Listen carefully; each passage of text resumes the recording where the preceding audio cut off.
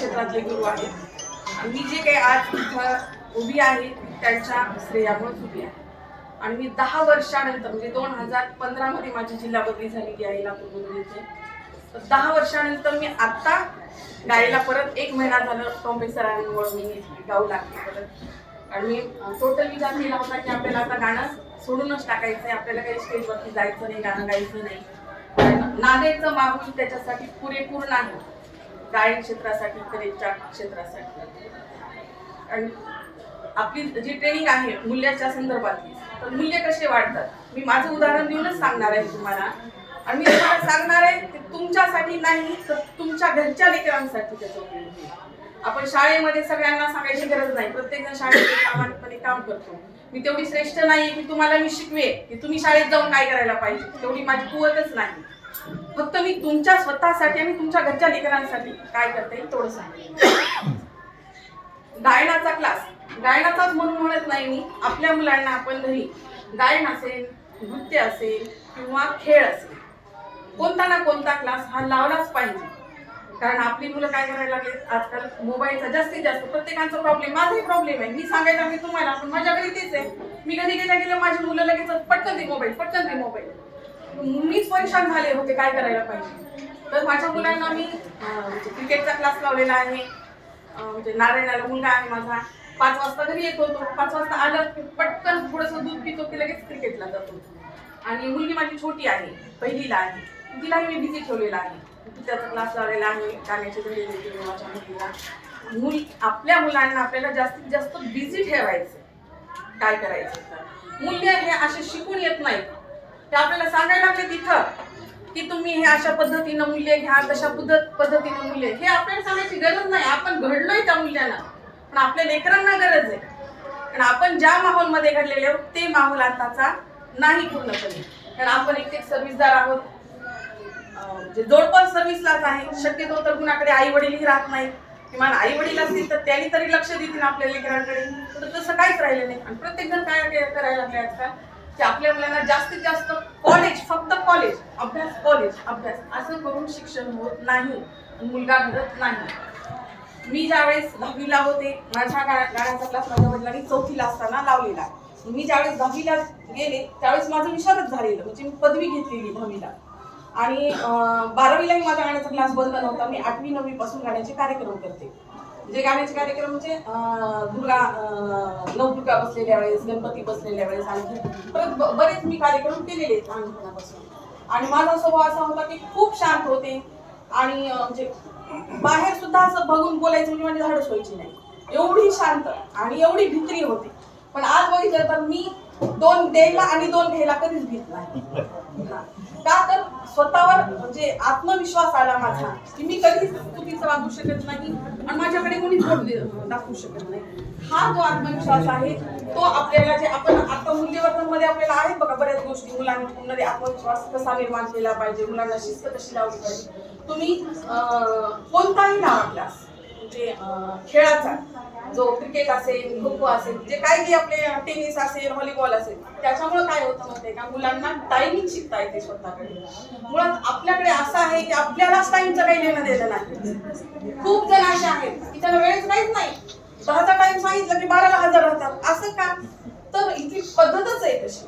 कारण त्यांना माहीतच नाही ना लहानपणापासून की माझ्या तर गुरुजींनी सांगितलेलं आहे की वेळ कशी पाळली पाहिजे आणि शब्द कसा पाळला पाहिजे, दिलेला शब्द आणि दिलेली वेळ ही नक्कीच पाळली पाहिजे. काय सगळं विस्कळीत होऊन गेलेलं आहे. मी 10वीला असताना माझा कधीच गाण्याचा क्लास बंद नव्हता. माझ्या सोबतचे सगळ्यांनी काय केलं, 10वीचं वर्ष बंद केला, 12वीचं वर्ष क्लास बंद केला. माझं डीएड मध्ये पण गाण्याचं चालूच होतं. आणि डीएडच्या ज्यावेळेस सीएटी होती आपली, सगळ्यांनी माझ्या अगोदर फॉर्म भरलेला होता परीक्षेचा. माझ्याकडे सहज मी फॉर्म भरला, 1 महिन्यात अभ्यास केला. काय होतं गाण्यामुळं किंवा खेळामुळं, कोणतीही कला म्हणते किंवा चित्रकला असेल, त्यावेळेस आता आपल्याकडे मेडिटेशनचे वर्ग चालतात प्रॉपर. तर गायन असेल, नृत्य असेल किंवा खेळ असेल, त्याच्यात कसं असतं, टायमिंगचा वापर असतो. आता ही एक ओळ आहे तर त्याच्यात म्हणजे मला सांगता येत नाही, आपल्या ह्याच्यामध्ये मात्रा आहेत बघा, मराठीच्या व्याकरणामध्ये मात्रा कशा पद्धतीने करतात, तर ते आमच्या गायनामध्ये आहे. तबल्यामध्ये आहे. सर आपण म्हणजे धा धिन धिन धा हे धा धिन धिन धा हे असे चलतात. तर एखादं गाणं लागलं तर मला त्याच्यावरती 4-4 पद्धतीने मला काढता येतं आणि त्याचा वापर असा होतो की स्वतःला मुलाचं स्वतः विकास व्हायला मदत होते.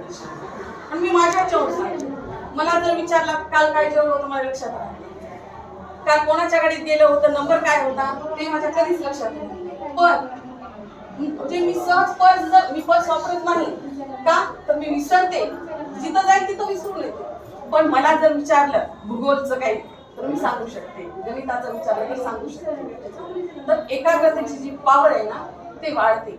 सेपरेट मेडिटेशन करण्याची गरज पडत नाही. आणि लेकरांना जर तुम्ही सांगा मेडिटेशन करा करत नाही, ते बोरिंग वाटतं. तर तुम्ही गायनामधून किंवा गाणंच म्हणून म्हणत नाही मी, तुम्ही पेंटिंग करा. खूप एकाग्रता लागते ते पेंटिंग करण्यासाठी. काय होतं माहिती आहे का, बुद्धीचा विकास जास्तीत जास्त होतो त्यामध्ये.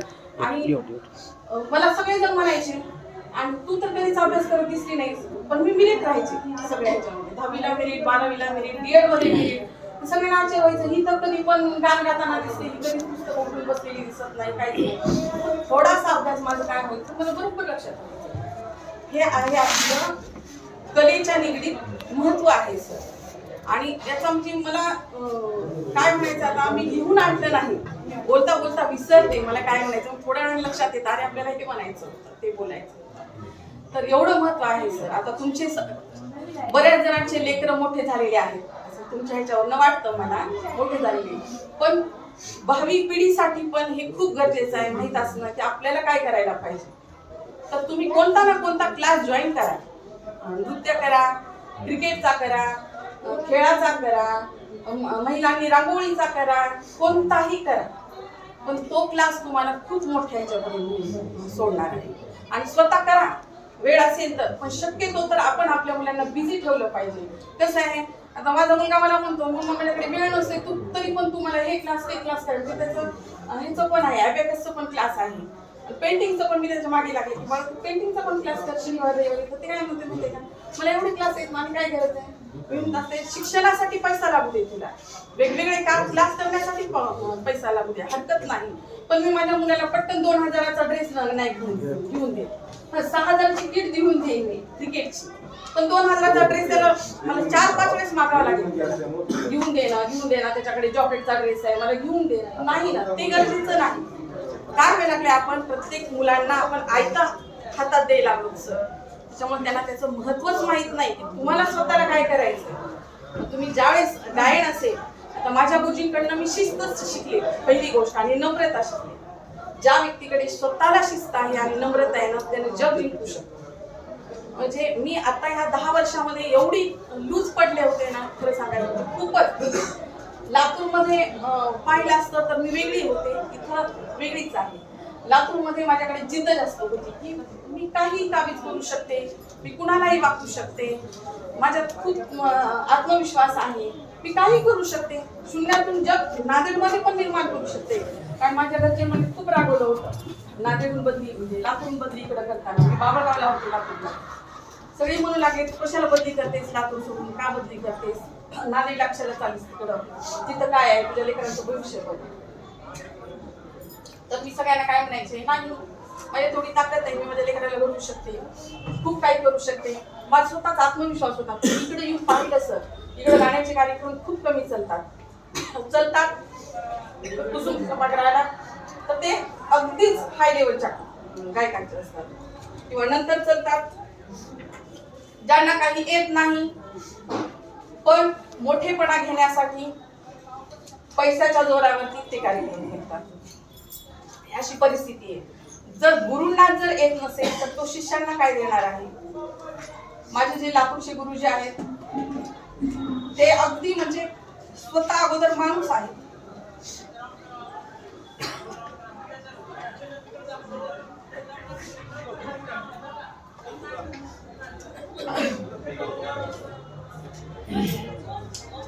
माणसानं अगोदर माणूस झालं तरच बऱ्याच गोष्टी घडतात.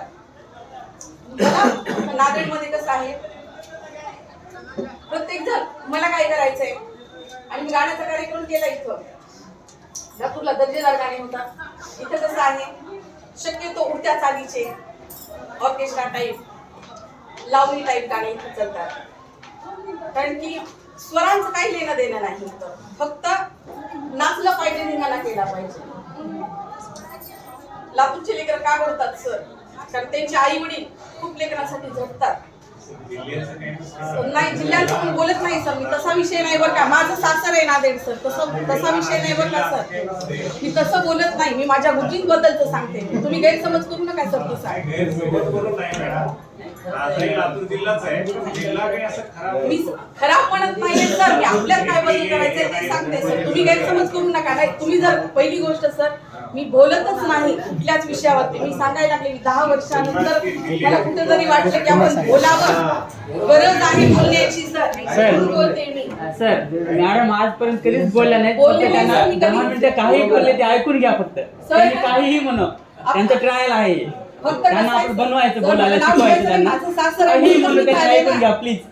माझं सासर आहे सर हे, म्हणून मी आलेली इथं. पसंत करून नांदेड जिल्हा पसंत करून आलेली आहे मी.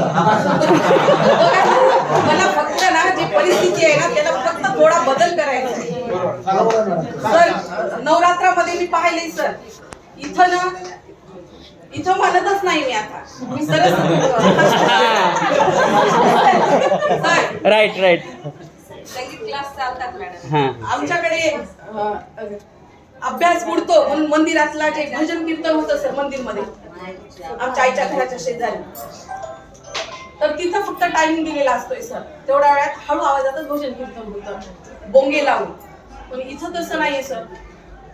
कुणाचा अभ्यासाचा काहीच पत्ता नाही, जोरजोरात बोंगे लावून काय म्हणजे भजन होतात.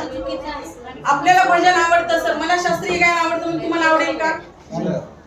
नाही आवडणार ना. आपला त्रास इतरांना नाही व्हायला पाहिजे, हा पण गुण आला पाहिजे प्रत्येक व्यक्तीमध्ये. ती शिस्त आली पाहिजे. ती शिस्त मिळते तुम्हाला या गाण्यातून, नृत्याच्या शिक्षणातून किंवा पेंटिंग मधून. खूप काही घेण्यासारखं आहे सर. मी कुठं क्लासेस घेत नाही, माझी कुठं जाहिरात करणार नाही. मला करायची नाही. कसं असतं सर, ज्यांना जाहिरात करायची ना ते असे वर्ग घेतात, शिबिर घेतात. ज्यांना जाहिरात करायची, माझा कुठंच क्लास घेत नाही मी. कारण गाण्याचा कार्यक्रमही करत नाही मी इथं आणि गाण्याचा क्लासही घेत नाही. तर मला असं वाटलं की आपल्याला थोडीशी दिशेची गरज आहे. काय होते त्याच्यासाठी मी बोलायले की आपल्या लेकरांसाठी. आपलं झालं आता, आपलं काही नाही, पण आपल्या लेकरांचं महत्वाचं आहे ना आयुष्य जगणं. त्यांना बिझी करणं महत्वाचं आहे. आणि गाण्याच्या माध्यमातून तुम्ही कोणताही कला प्रकार जोपासा, त्याच्या माध्यमातून तुमची एकाग्रता खूप वाढणार आहे. हे मला तुम्हाला सांगायचं. आता आपल्याकडे दांडिया चालते बघा सर, कधी नवरात्रामध्ये. ते दांडिया पुढच्या महिन्यात असते, तर महिनाभर अगोदर पासून ती आई त्याच्या तयारीत असते. ते शॉपिंग करायचंय, हे शॉपिंग करायचंय, ते आणायचंय, हे आणायचंय, ते शूट करायचंय, तर माझा क्लास लावायचाय. लेकरांचा नाही, माझा क्लास लावायचाय तिथं दांडियासाठी. गरबामध्ये मला डान्स करायचाय तिथं. ती आई आपल्या मुलाला कसा वेळ देऊ शकणार आहे? तर हे काही ठिकाणी हे पद्धती नाही सर. आपल्याला झिजावं लागतंय, मेहनत केल्याशिवाय आयतं काहीच मिळत नाही. आता सर नाराज झाले त्याच्यामुळे मला ना काही गोष्टी बोलायच्या होत्या त्या आता मला आठवत नाही. नाराज करायचंच नाही सर, हा उद्देश तुम्ही लक्षात घ्या. मला काही हेवा देवा वगैरे अशा गोष्टीच्या पलीकडे मी